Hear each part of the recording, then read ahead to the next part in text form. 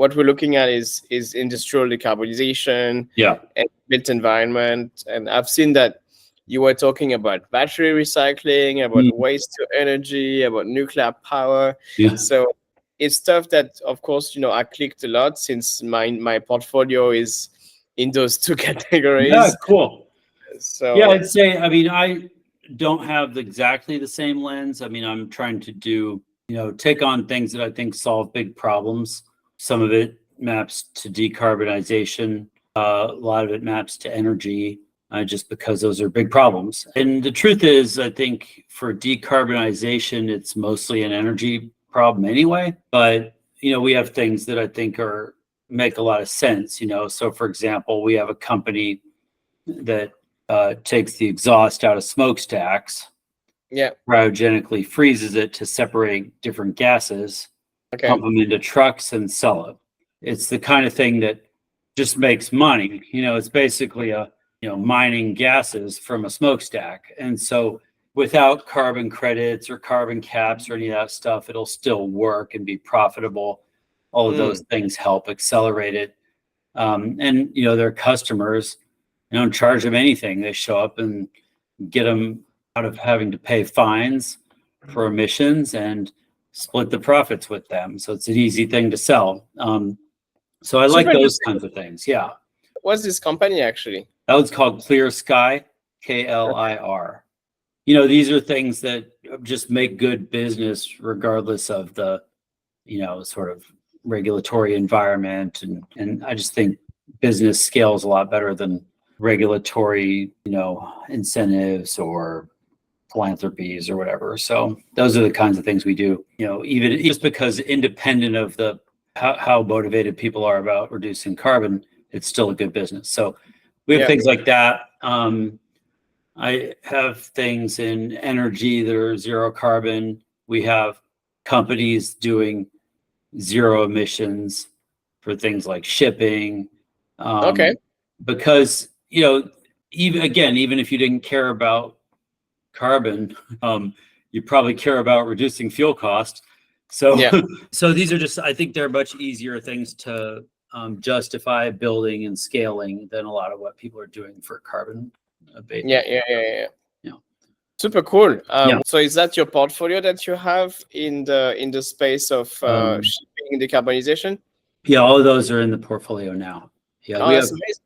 13 companies so far, but we'll do probably 70 with this fund. All pre-seed. So all we do is pre-seed deals.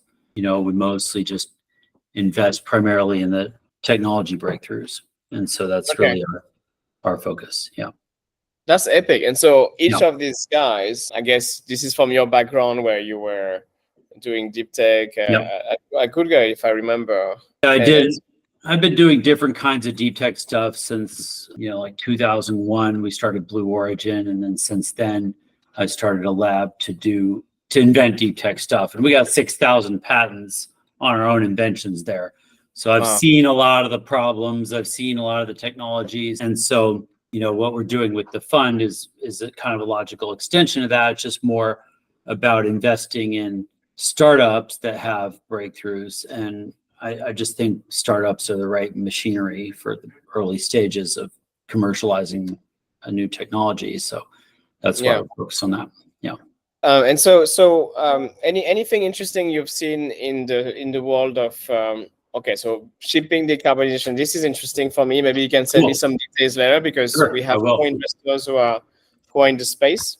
Yeah. And then of course, built environment, cement, isolation, HVAC. We just realized with the Brazil flood that there's a lot of adaptation that is going to be needed.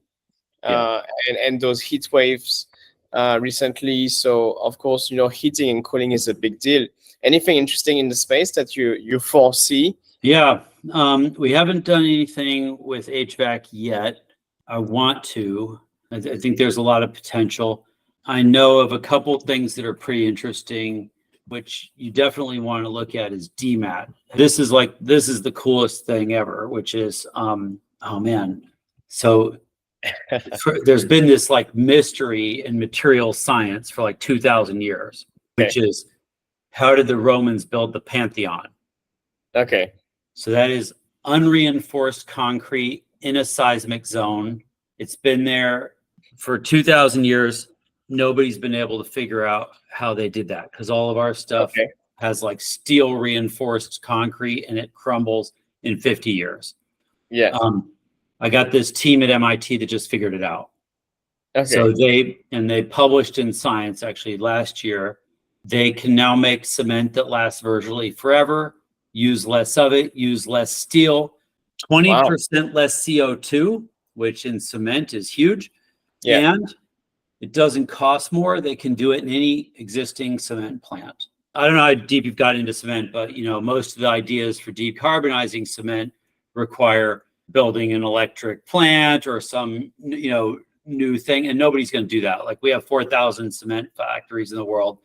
Nobody's got money to rebuild them that cost $100 million bucks. So this is a really, really cool breakthrough.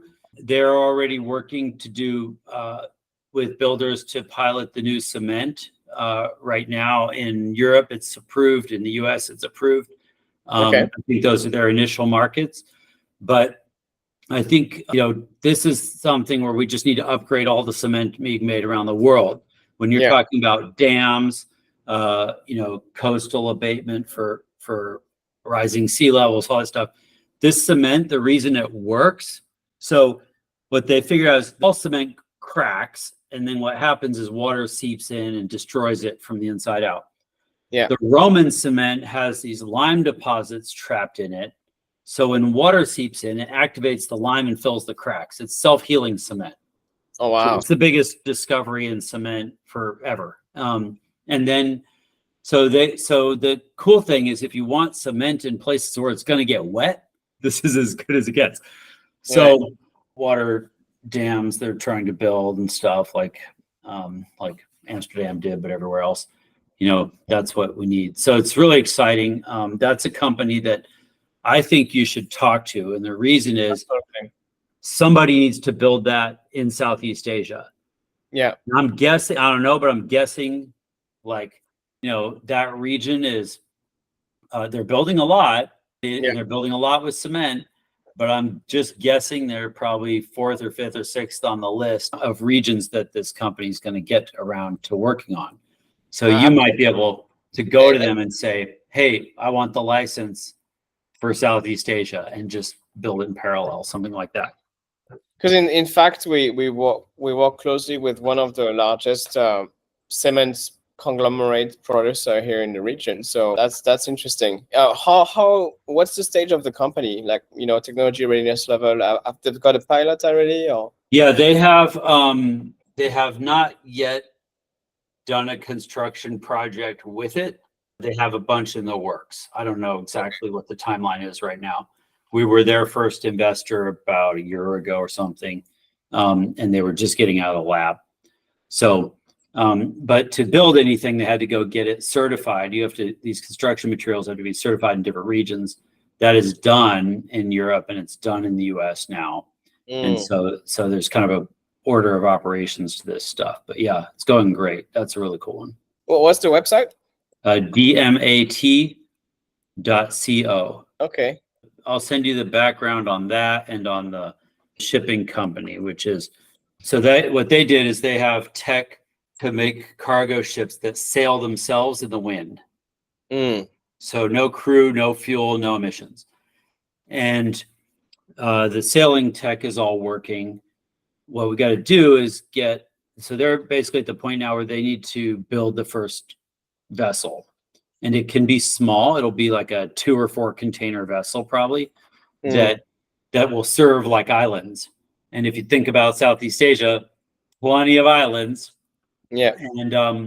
And so these boats can just go to islands where you couldn't bring a big ship anyway, and they can go in shallower ports and stuff like that. Talking with you, it feels like I have the right region to get these technologies to be there, because there's no regulation. There's very cheap labor costs. There is very cheap material access. There's very cheap electronic access. Exactly. So you have seen all from the labs, all these solutions. they're gonna No, raise a lot of money in the US, but their prototype capabilities are going to be so small right. compared to they were here, man. We're not building any ships. I mean, Mm. and if we do, it's going to cost 10 Yeah, times as much. Like, let's build it there, get it going. yeah. All we need to do is build the first ship. Once everybody can see that working, the world will throw money at this, because the industry is like twice the emissions of air travel. They burn half of their OPEX on fuel. It's like, in the fuel they use in ships, I don't know if you know this, but cargo ships have 2 gas tanks. One Yeah. of them is refined fuel, which they use until it's out of sight. Yeah. And then they switch to this nasty bunker oil that's like optimized for carbon emissions. It's like insanity. So anyway, but look, that industry would kill people, probably has killed people, to save like 1% on fuel cost. We save 100% on fuel cost. So it's definitely going to win. There's nothing not to like about it. It's mostly a question of like, you got to build the first ship and then aggressively grow a fleet. I would rather not. I don't want to sell it to Maersk. I want to build the next Maersk, and just build a fleet of these things. But we can do all that on debt, shipbuilding financing. So once the thing is proven, then we'll be able to get a lot of capital for this company. So I'm pretty excited about that. But yeah, And is there a way to retrofit existing tankers? No. a lot of people have tried that, and it's really simple to understand why. The existing ships, they're cargo ships, and they're built, they have a flat hull. Look at a sailboat, it has a deep V in the hull. And the reason is the wind is pushing against the sail. It's got to be offset by the hull so the thing doesn't tip over. So Right. the most you could do augmenting existing ships is kind of 20 to 30% emissions reduction. And they still use fuel. So they augment with wind on them. It's not really worth doing. It doesn't really cost more to build a sailing cargo ship. It's just different. So all we got to do is find somebody building cargo ships in anywhere, basically, and let's get them in on the deal. Say, look, you're building all these ships. Let's build one that's different. It'll cost maybe a little more, but it won't need fuel. So I have 2 in mind. Yeah, great. But the thing is, they don't like early stage stuff, right? Like all these conglomerates. But I can tease them in for you. One is in Singapore. It's Genting family. They're one of the probably the biggest shipping, container manufacturing and logistic company and family office here. And another one is the French largest shipping company. I think it's the top 3 in the world. CMS CGM. Yeah, they have 300 tankers. This is like 300,000 liters of oil per day times 300 tankers. So just them, this is like 2% of the world's emissions. Probably right. Yeah. So, I mean, even if you're moving oil around, why not use wind to do it? That's been working for centuries. Yeah. I think they looked at the space. So I will be curious to touch base with them on this. What's going on, and maybe connect you. We can organize a call together. Yeah. If they're interested. Yeah, let's do it. It's small and early, but they have the tech working. It's a former Boeing engineers doing avionics for airplanes. Boats are like way easier. So man, I feel so regenerated every time I talk to you. I'm cheating by only doing the cool stuff, Let me think. Hold on, let me see if I have anything else that you need. Anything in sustainable aviation fuels or? It's at a conference about that yesterday. There are a couple of big players, but I haven't tried to add it up, but I honestly think it's a load of crap, because basically what they're doing is taking alternative feedstocks, biomass feedstocks, turning it into aviation fuel, which is, it's more CO2. And they're not changing the planes to hydrogen. They're just feeding the planes with, but it's not burning dinosaur oil. It's burning cause whatever. Yeah, Cause, and I think it doesn't. I don't know. I haven't tried to dig in deep enough to know, but I don't think it really adds up. I'd just rather work on zero emission stuff. Let's get big wins while we're at it. That's sort of, I mean, and there are ways to make, like if you had a nuclear reactor to make fuel, like you had enough energy, you could go make liquid fuels that are even compatible with existing, in existing engines, but it just takes a lot of energy to do that. And if you had like a surplus of clean, cheap energy, then why not do that? That's how you could decarbonize airplanes. But these guys are literally out collecting like cooking oil from leftover at restaurants that are frying shit. I mean, just to me, I'm like just not interested in that, but maybe I'm missing something. I join you actually. I'm with you on this. So those are the main decarbonizing ones. There's one other one that might interest you. This is the one called Marvel Labs, and they have adapted 3D printers to print with biomass. Okay. So they're printing with used coffee grounds from Starbucks. They're printing with seaweed, and they're printing with sawdust. And they've figured out, and the reason this is important is that it's fully automated. They could do it here in the US, no labor, and it costs less than doing it in Asia. Costs less than injection molding in Asia. So these guys are making light fixtures and sinks and bicycles and all these durable goods out of coffee. They just powder coat it. You can't tell it's made of coffee. And they're making all these things right here on demand in the US. And so it flips the economics. 3D printing for manufacturing hasn't been economical before.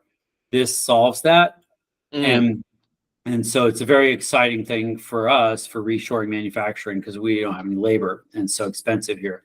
But I think there's an opportunity to take that same tech.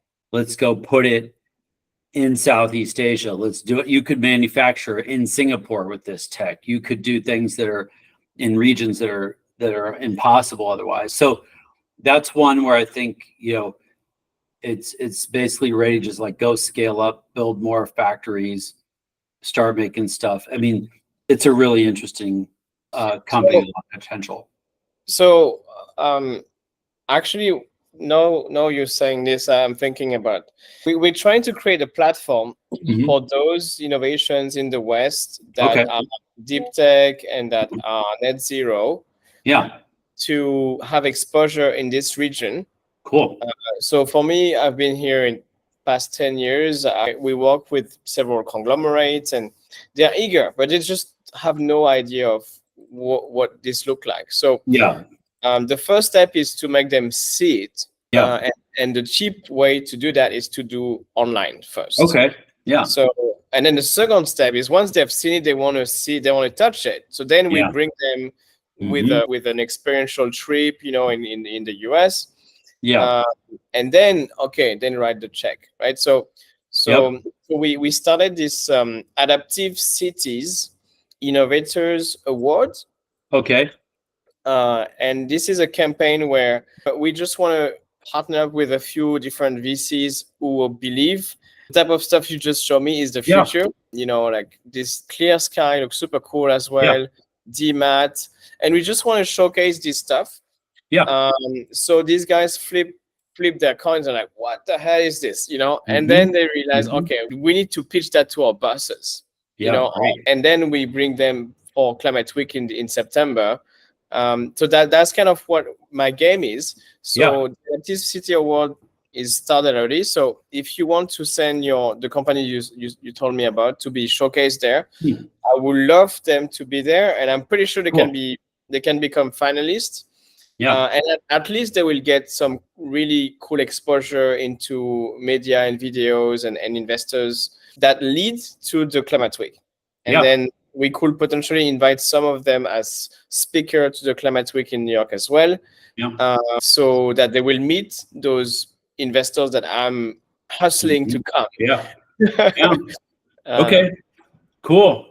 Well, I'll intro you to the shipping guys, the cement guys, and KLIR Sky, and I'll send you the thing about Marvel. I'll just send you the blurbs on each of them, and you tell me what you're interested in. I'll connect you. Okay.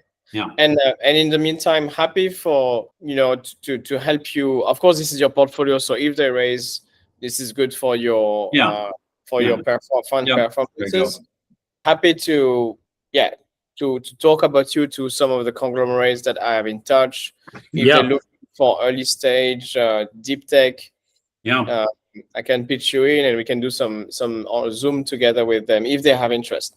Yeah, thanks. Yeah, I think the best thing is to show off these companies. We have a lot more coming.